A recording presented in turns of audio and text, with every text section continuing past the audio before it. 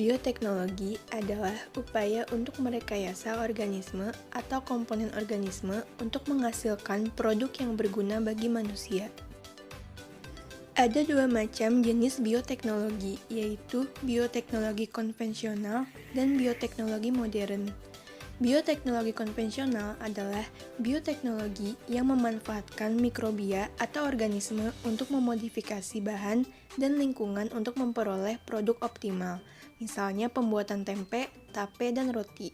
Sedangkan bioteknologi modern dilakukan melalui pemanfaatan keterampilan manusia dalam melakukan manipulasi makhluk hidup agar dapat digunakan untuk menghasilkan produk sesuai yang diinginkan manusia, misalnya melalui rekayasa genetik.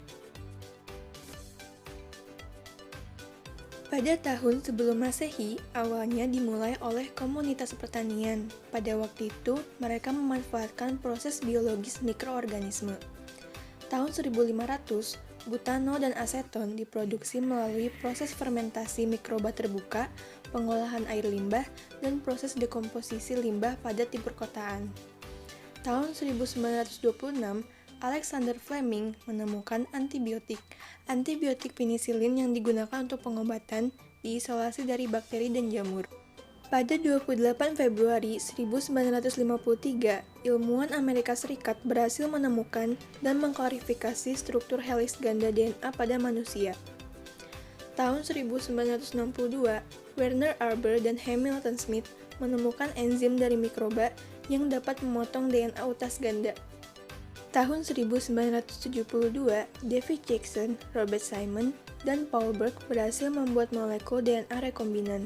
Plasmid digunakan sebagai pembawa fragmen DNA asing. Tahun 1976 itu pertama kalinya didirikan sebuah perusahaan di bidang rekayasa genetika, yaitu di San Francisco. Pada tahun 2000, adanya penemuan rekombinasi DNA. Teknologi DNA rekombinan adalah suatu metode untuk merekayasa genetik dengan cara menyisipkan gen yang dikehendaki ke dalam suatu organisme. Rekayasa genetika. Rekayasa genetika adalah upaya untuk mengubah sifat makhluk hidup dengan mengubah materi genetik yang ada di dalam selnya untuk menghasilkan makhluk hidup dengan sifat yang diinginkan melalui persilangan, mutasi, transplantasi inti, fusi sel, rekombinasi, menambah, mengurangi, ataupun menggabungkan DNA yang berbeda. Hasil rekomendasi DNA disebut DNA rekombinan.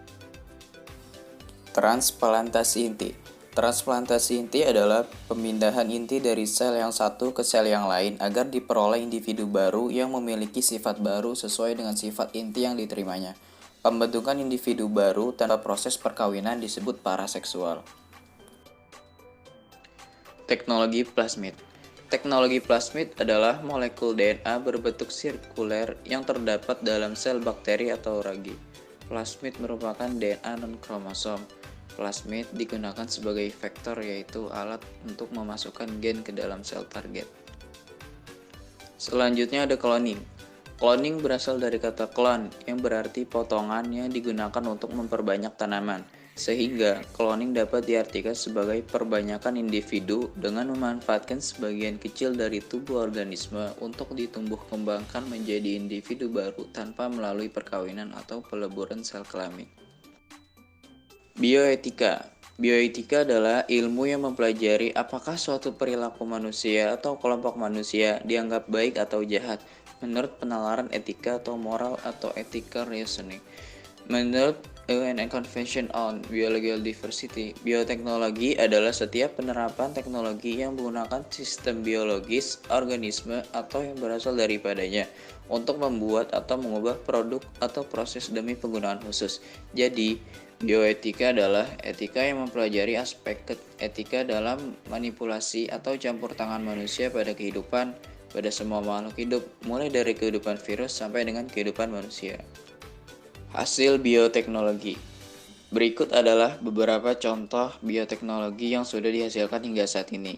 Yang pertama itu ada inseminasi buatan atau artificial insemination, yaitu pemasukan secara sengaja sel sperma ke dalam rahim atau serviks seorang wanita dengan tujuan untuk memperoleh kehamilan. Yang kedua, IVF atau in vitro fertilization, yaitu proses pembuahan dengan cara mengekstraksi telur, mengambil sampel sperma, kemudian menggabungkan telur dan sperma secara manual pada wadah kaca di laboratorium. Embrio kemudian dipindahkan ke rahim. Yang ketiga yaitu bank sperma, yaitu tempat di mana para donor sperma dapat menampung sperma yang mereka donasikan, bisa berupa sebuah institusi kesehatan ataupun sebuah perusahaan komersial. Yang keempat ada bank embrio, yaitu tempat di mana embrio dibekukan dan disimpan. Yang kelima, transplantasi organ.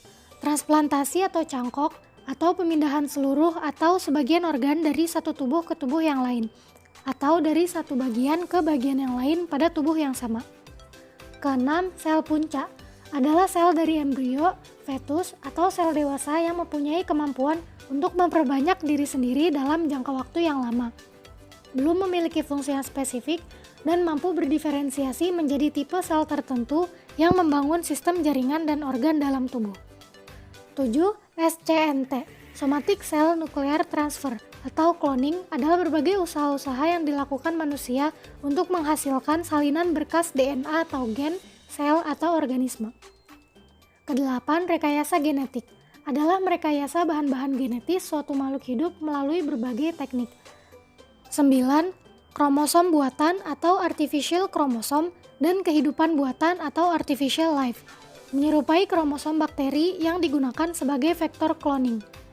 Ke-10, kedokteran genetik adalah cabang kedokteran yang mempelajari diagnosis dan perawatan penyakit genetik. Ke-11, personalized medicine atau konsep pengobatan berdasarkan klasifikasi tertentu atau ciri khas suatu individu, seperti misalnya susunan gen di dalam tubuh. 3 instrumen internasional terkait bioetika. Perkembangan IPA dapat terjadi di mana saja, sehingga perlu diadakannya bioetika dengan skala internasional.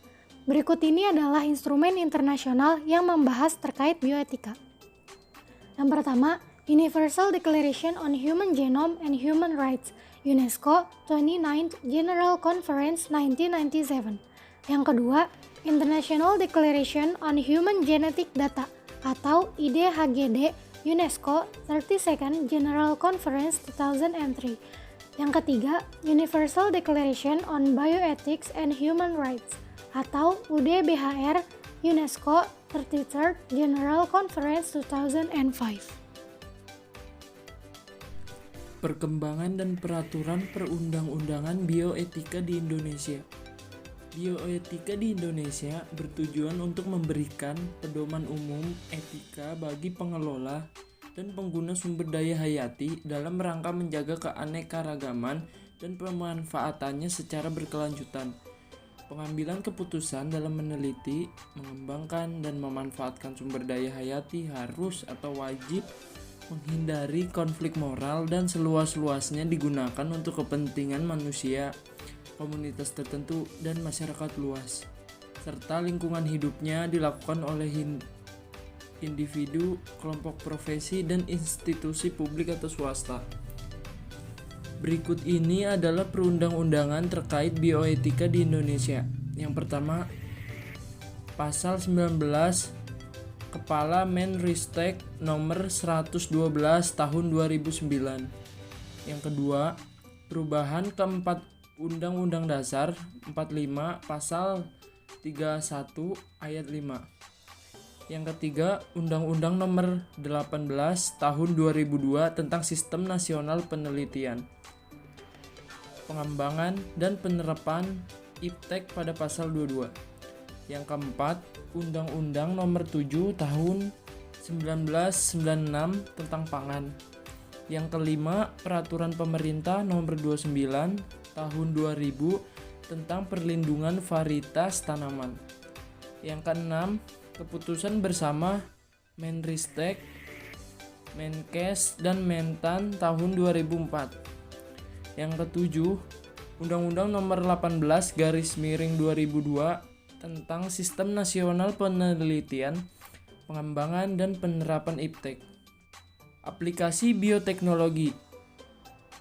Yang pertama ada bidang pertanian, yaitu pembentukan tumbuhan tahan hama dan pembuatan tumbuhan yang mampu menambat nitrogen.